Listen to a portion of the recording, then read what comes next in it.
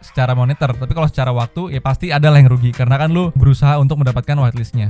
Project ini tidak mengambil sedikit pun properti Disney, jadi nggak ada copyright di sini. Uang ETH di kontraknya itu hilang. Jadi chaos banget. Ini aja dari 0,1 naik ke 0,2, 0,3, 0,4. Project yang smart kontraknya itu dieksploit. Exploit itu beda sama dihack ya, by logic ya. Nah, karena kan blockchain nggak bisa dihack. Yang sehingga apa ketika dieksploit, mintingnya di pause sekarang di angka 6.500.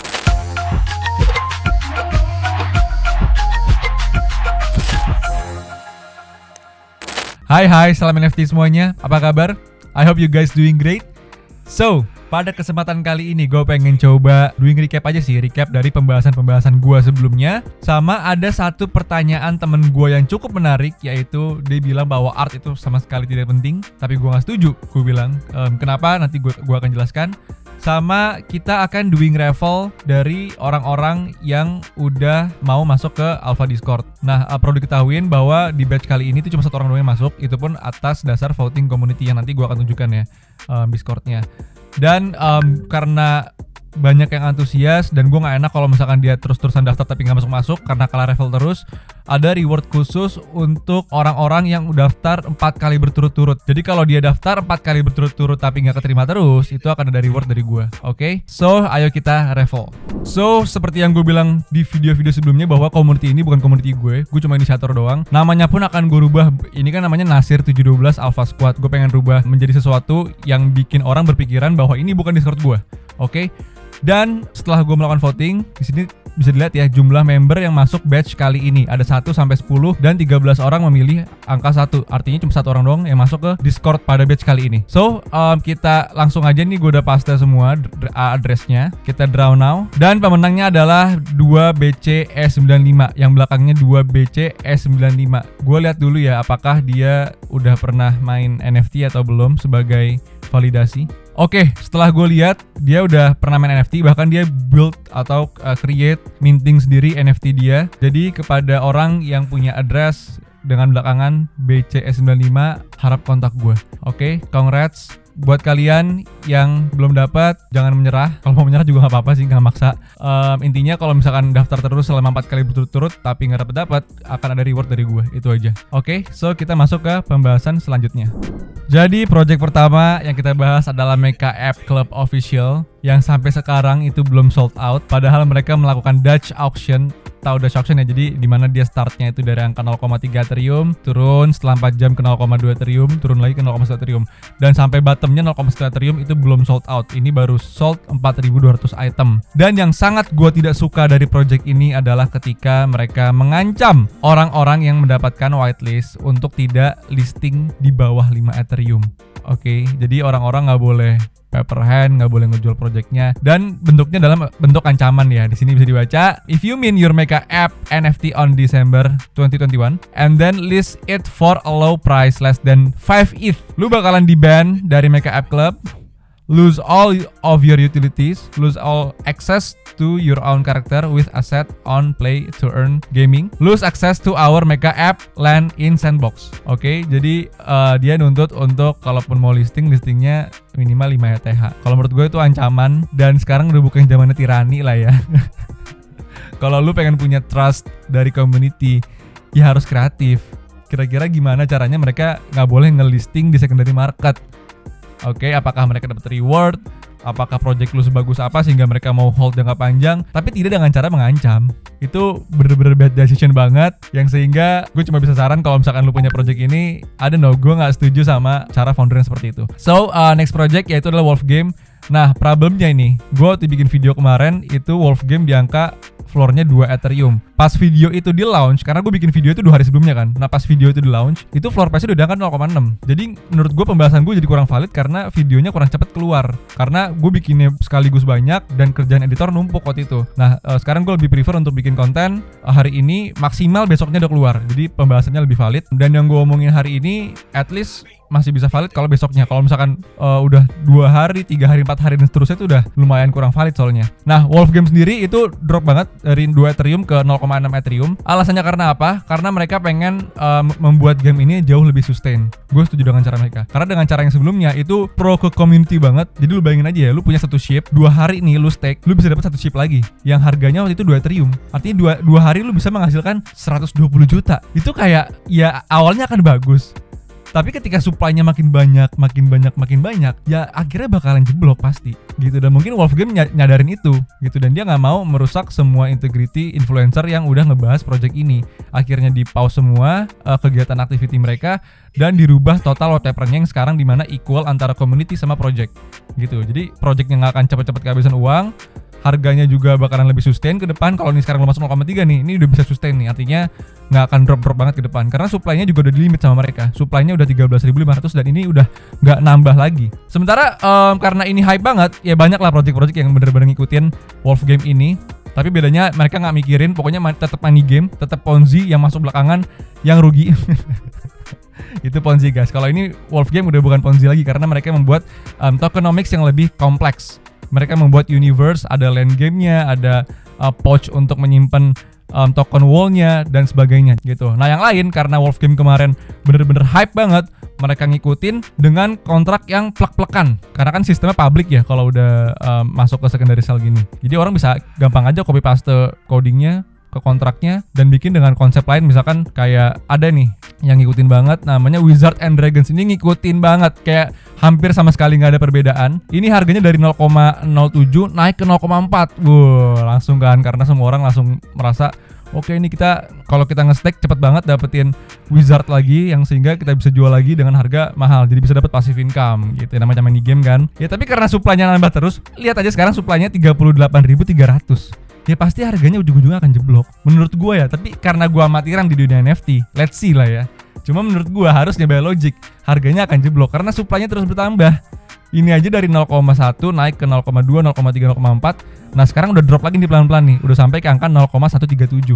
Ini tanggal 7 Desember 2021. Kita lihat tanggal 10 deh gimana Wizard and Dragon Games. Oke, karena ya ini sistemnya sistem yang masuk belakangan bakalan rugi. So gue gak nyaranin banget untuk teman-teman masuk project-project game seperti ini. Karena yang pertama ini sistemnya Ponzi, kecuali mereka bikin universe kayak Wolfgame ya, walaupun kebanyakan enggak gitu loh. Terus yang kedua, market yang masuk ke project seperti ini, yang masuk ke project game seperti ini, itu market yang masuk untuk exit secepatnya. Karena mereka juga sadar ini money game. Jadi bukan invest untuk jangka panjang gitu. Jadi ya harganya sooner or later bakalan hancur. Beda sama mereka yang benar-benar niat bikin project dan memang punya visi jangka panjang. Sehingga holdernya juga ikutan seperti itu gitu loh. Holdernya beli ya untuk jangka panjang, yang sehingga harganya nggak gampang ambruk seperti ini. Banyak game-game lain yang akhirnya hancur seperti Gold Hunt, terus ada lagi Whales Game, ada lagi Kong Game, Bear Game, itu ada lagi. Jadi banyak varian gamenya itu kalau menurut gue sooner or later harganya akan hancur semua karena dari sistem projectnya dan sistem holdernya juga bukan holder yang good investor lah kalau game-game seperti ini. Jadi gue sangat tidak menyarankan. Terus next gue pengen bahas yang gue maksud dari whitelist itu sama dengan zero risk. Dari yang pertama yaitu Immortal Phoenix. Immortal Phoenix ini salah satu project yang gue sarankan untuk cari whitelistnya. Again, ketika lu punya whitelist terus lu lihat harga secondary marketnya itu jelek, jeblok. Waktu itu harga secondary marketnya di angka 0,07. Sementara harga Immortal Phoenix-nya di angka 0,05. Sama gas 0,07. Berarti kan kalau gue minting gue gak untung ya. Ya karena gue whitelist, gue bisa memilih dong untuk tidak minting. Itulah arti zero risk. Kalau secondary marketnya let's say 0,15, sementara modal lu 0,07, itu udah untung dong, ada gap dong, yang bisa lu ambil untung dong. Ya gak? Nah karena waktu itu gak ada gap, floornya 0,07, modal 0,07, ya ngapain gue minting? Nggak perlu kan?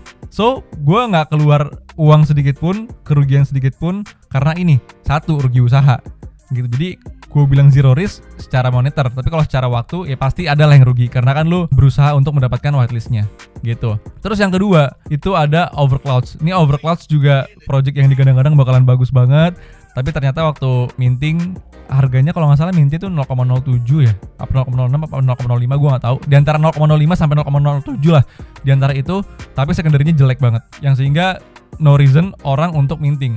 Again, zero risk. Kalau yang ini gue project nggak nyaranin ya, cuma banyak banget orang yang suka sama project ini karena projectnya pixelated gitu. Kalau gue buka websitenya, tampilannya seperti ini. Tuh, dia tampilannya seperti kayak robot-robot gitu. Animasi gerak-gerak lucu. Lebih bagus lah gambarnya daripada Immortal Phoenix. Cuma gue nggak nyaranin ini waktu itu. Kenapa gue nggak nyaranin? Karena waktu itu emang udah nggak early lagi. Simply karena itu. Cuma kalau menurut gue, kalau mungkin waktu itu followernya masih kurang dari 1000, mungkin akan gue saranin karena masih early kan. Gitu. Cuma ya karena again, yang gue saranin adalah cari whitelistnya. Jadi itu zero risk menurut gue. Oke. Terus yang kedua adalah Crypto Walkers. Ini harusnya keluar tadi pagi, public ya kan. Presale-nya udah sold out di angka 3000 items. Terus masuk ke public, ternyata kontraknya ke exploit. Oke, gue sih belum minting, gue masih wait and see sekarang kalau misalkan launch, karena akhir-akhir ini lagi banyak banget project yang smart kontraknya itu di exploit. Exploit itu beda sama di hack ya, by logic ya. Nah, karena kan blockchain nggak bisa di hack. Karena ini di exploit, jadi banyak banget orang yang kayak mintingnya cuma 1, tapi dia dapat 10 biji. Nih, kalau gue kasih lihat Etherscan-nya sebentar. Ini bisa dilihat Etherscan-nya, dia min 10 token ya di sini. Oke, ada 10 token. Nah, kalau kita scroll ke bawah, kita lihat value-nya. Value-nya cuma 0,1. Lah harga publiknya aja 0,1 untuk satu item. Dia min 10 biji cuma bayar 0,1. Gasnya untuk 10 biji dia bayar 0,429. Yang artinya dia cuma keluar budget 0,53 lah. Yang dibagi 10 itu cuma 0,05 modalnya. Yang sehingga apa, ketika di-exploit, mintingnya di pause sekarang di angka 6.500 dan terjadi feud, harga hancur ke 0,035 something tadi pagi subuh tuh. Gue pribadi gue nggak mau ngambil resiko karena menurut gue kalau udah feud gitu juga ada spekulasi. Akhirnya gue nggak minting, gue nggak beli, udah. Oke, jadi kita masih wait and see aja sampai akhirnya projectnya sold out. Bagus apa enggak? Kalau bagus jadi beli di secondary, kalau enggak ya nggak usah. Jadi sekarang menurut gue kalau kita mau minting harus hati-hati karena lagi banyak project yang di-exploit kontraknya. Contohnya lagi adalah lagi-lagi project yang gue sarankan untuk mencari whitelistnya. Gue pribadi udah mendapatkan whitelistnya. Gue believe banget sama teman-teman gue bahwa ini floornya paling nggak di atas setengah Ethereum. Dan ketika project ini launch ya, DigiDragons ini launch, oke? Memang floornya itu di angka 0,5-0,6 sampai akhirnya beberapa orang berhasil exploit yang dimana harusnya per orang cuma min 1, cuma bisa min 1 ya. Temen gue bahkan ada yang sampai min 5 biji. Ya karena hal tersebut banyak orang kecewa, bahkan ETH-nya nih, uang ETH di kontraknya itu hilang. Jadi chaos banget. Waktu udah terjual 1000 items, di pause minting stage-nya.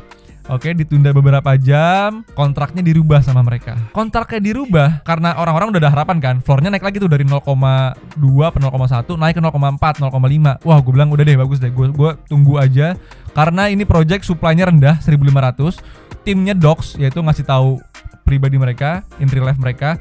Orang itu punya perusahaan yang nilai valuasinya 100 juta dolar ke atas dan punya X Club. Mungkin lu yang main digital marketing tahu X Club itu apa.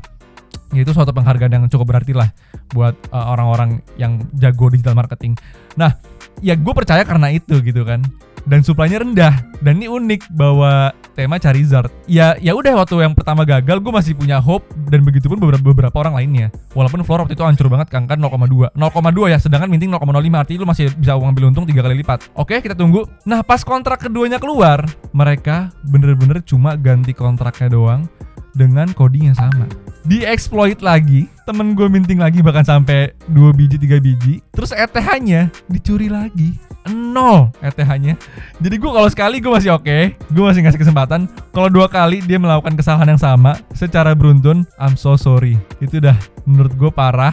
Gue jual di angka 0,08. I don't care ini bakalan kuning ke depan atau bakalan zero juga, gue udah gak peduli karena gue udah bener-bener kecewa banget sama timnya. So, gitu. Jadi again karena gue whitelist minting di angka 0,05 sama gas mungkin di angka 0,065. Ini gasnya murah untungnya. Nah, gue jual di angka 0,08. Jadi bener-bener gak ada kerugian sama sekali. Bahkan untung, tapi untungnya dikit banget. Ya itu gak bisa dihitung lah, gak usah dihitung. So, jadi itu pengalaman-pengalaman gue yang bikin minggu ini buruk banget. DigiDragons lah, Crypto Walkers lah, Immortal Phoenix lah.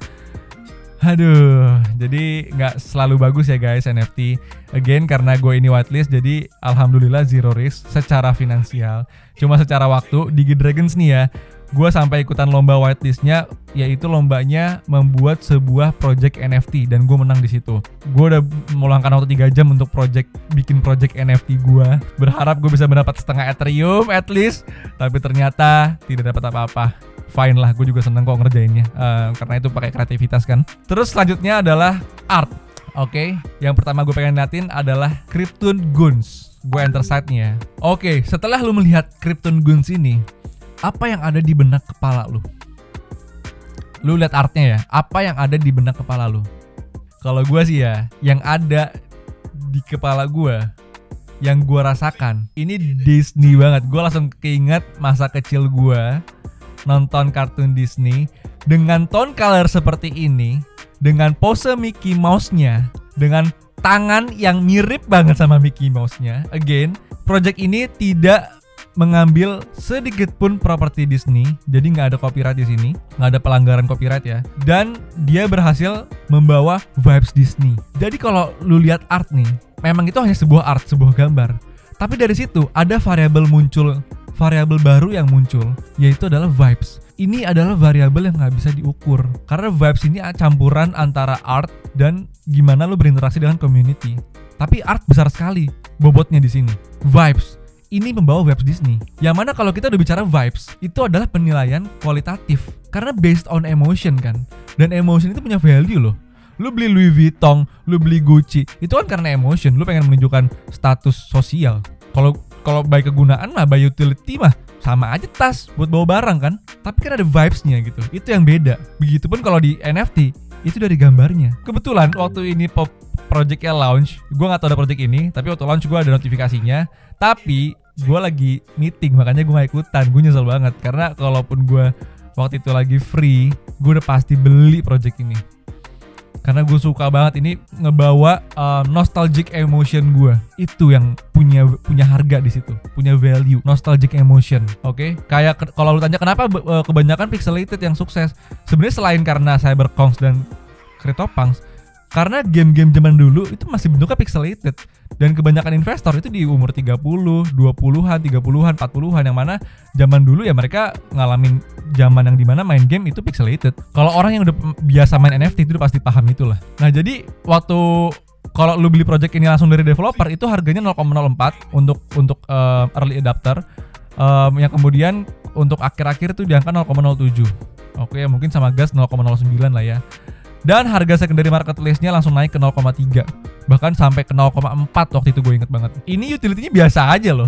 Again, harganya naik sampai 0,4. Karena apa? Karena vibes-nya, variabel yang muncul karena lu lihat art-nya. Menarik kan? Jadi ada penilaian kualitatif dari situ. Contoh lainnya adalah App Kids Club. Gue waktu dikasih tahu project ini sama temen gue, Sir ada project nih App Kids Club mau launching. Gue udah ngeliat kan, aduh App Kids Club, monyet lagi, terus baby lagi gitu. Banyak banget project baby monyet yang gambarnya tuh kayak ngikutin banget Bored Ape Yacht Club, tapi dibikin versi bayi doang gitu loh. Kayak contoh ini masih yang berhasil ya, lumayan berhasil lah. Tapi yang lain tuh sampah semua. Lihat deh, ini kayak bener-bener Bored Ape Yacht Club dibikin versi bayi dong. Ya kan, bentuknya mirip banget kan, bentuknya mirip, posenya sama, bobot kupingnya gede gitu juga sama. Dibikin dengan variasi mata, terus mulutnya ada yang mangap, ada yang enggak. Jadi kayak mirip banget, kayak nothing new gitu loh dari Bored Ape Yacht Club, tapi dibikin versi bayi. Nah, gue awalnya skeptis sama ini. Gue cuma dikasih Discord doang kan. Cuma pas gue liat namanya gue skeptis kan. Again, ya udahlah, gue lihat aja karena curious. Pas gue lihat, yang pertama kali gue lihat itu adalah artnya. Ini kok artnya bagus? Posenya beda, ya kan? Lu lihat deh, posenya beda sama Bored Ape Yacht Club. Terus beneran masuk lah, ini baby banget lah. Artnya kalau di zoom itu bagus loh artnya. Ini buat bikin art kayak gini aja lu perlu jasa mungkin 1 juta rupiah kali per artnya, sama biaya developer 1,5 juta lah in total untuk 10.000 pieces. Mereka jual cuma 0,04 sampai 0,05, yang arti cuma 3 juta rupiah. Ya fair dong, lu bayar 3 juta untuk bayar project yang modalnya 1,5 juta. Murah kan? Secara min price-nya itu murah menurut gue. Secara artnya bagus, posenya beda, belum ada yang gambarnya seperti ini sebelumnya. Jadi gue bilang ke temen gue, this might be decent. Dan ternyata setelah launch harga naik 0,2 dan gambarnya belum reveal waktu itu. Pas harganya reveal, di mana project lain itu biasanya harganya drop, karena ini artnya bagus. Even yang common aja, ini yang common mana ya? Yang harganya paling murah nih ya, yang common yang harganya paling murah nih 0,545. Bagus artnya. Bagus. Tuh, sekarang harganya 0,5 Ethereum per satunya. Yang kalau ambil 10 aja udah sedep ini. Murah loh, waktu itu cuma 0,05. Gue biasa kalau harga 0,05 tuh gue ngambil biasa 5 sampai 10 satu project. Cuma yang ini nih, ini mintingnya jam 8 pagi. Jam 6 paginya gue ada minting kalau nggak salah Godsub. Abis itu gue ketiduran. Gue ini pengen minting ketiduran dan ternyata hasilnya bagus banget gitu. Ya nggak apa-apa lah, belum rezeki. Masih banyak project lain yang bagus. Tapi again, ini bagus karena artnya. Utility-nya biasa aja kok, ada, cuma biasa aja. Coba cek deh, biasa aja. Gue udah lihat. Yang pertama kali gue point out itu adalah artnya. Gue langsung bilang ke temen gue, this might be decent, karena artnya beda, unik. Walaupun kalau gue bikin priority ya, yang pertama community, yang kedua founder, yang ketiga utility, yang keempat baru art. Tapi art itu bisa changing the game loh, karena art project itu bisa menang, walaupun secara bobot paling bawah. Lihat nih, tuh, bagus dibanding yang lain, bagus menurut gue. Dan harganya worth banget, 0,05. Murah. Sekarang project gue gak tau kenapa mahal-mahal banget. Rata-rata jual 0,08, 0,07, bahkan sampai 0,2. Gue gak tahu kenapa project sekarang mahal-mahal banget. Dan ini harganya 0,05. Jadi sekarang kalau ada project minting price 0,05 itu udah poin plus banget buat gue. Karena dia berarti gak overpriced, dia harganya bagus. Oke, jadi gue harap sekarang teman-teman mulai paham bahwa art itu juga penting. Walaupun menurut gue sekarang lebih penting utility, tapi in different cases art itu lebih penting. Kalau lu seniman, mau gimana pun lebih penting artnya dong. Lu seniman nih, lu build personal brand lu selama bertahun-tahun, yang dilihat artnya lah.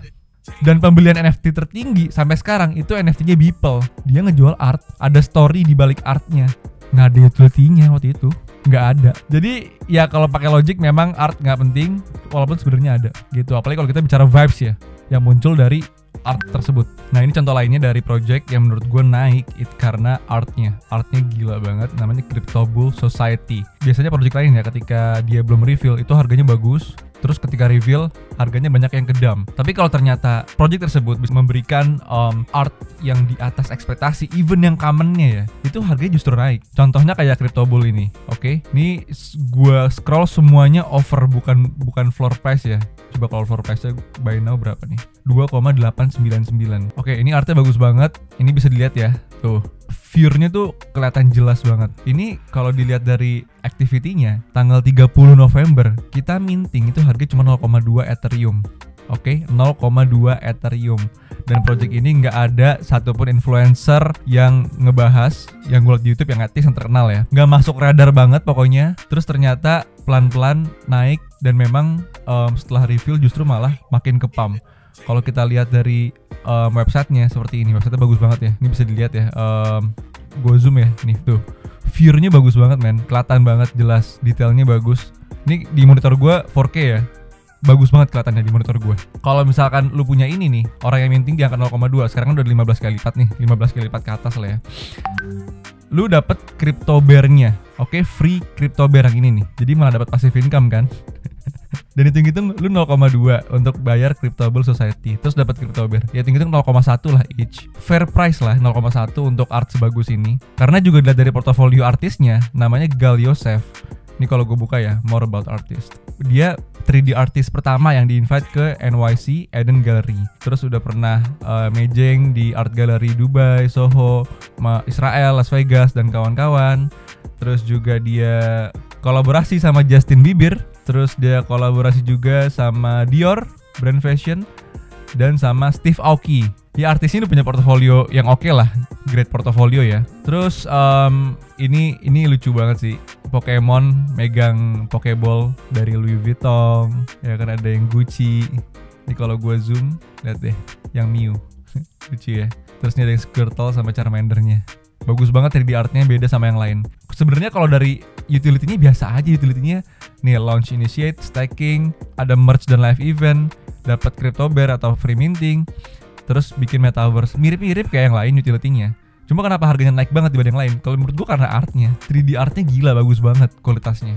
Jadi jangan bilang art itu nggak penting, karena menurut gue project ini itu justru floor-nya itu naik driven by art gitu, karena artnya. Oke? Apalagi foundernya udah punya portofolio yang bagus banget sih, Gal Yosef ini orang Israel. Oke, jadi sampai situ dulu aja video gue kali ini. Kalau misalkan merasa bermanfaat, boleh di like, boleh di share, biar demand NFT makin bertambah. Kalau ada pertanyaan boleh komen di bawah, boleh juga nanya lewat Instagram, lewat Twitter, silahkan. Untuk pemenangnya congrats. Dan mungkin gue akan adain lagi invitation untuk member Alpha Discord itu di hari Kamis atau di Jumat. Oke, gue buka lagi formnya dan kita coba lagi. Semoga untuk batch ke depan itu lebih dari 1 orang ya, mungkin 5 orang, 10 orang. Again, itu tergantung community, sukanya berapa orang. So, that's it. Thank you very much. Salam NFT and have a good rest.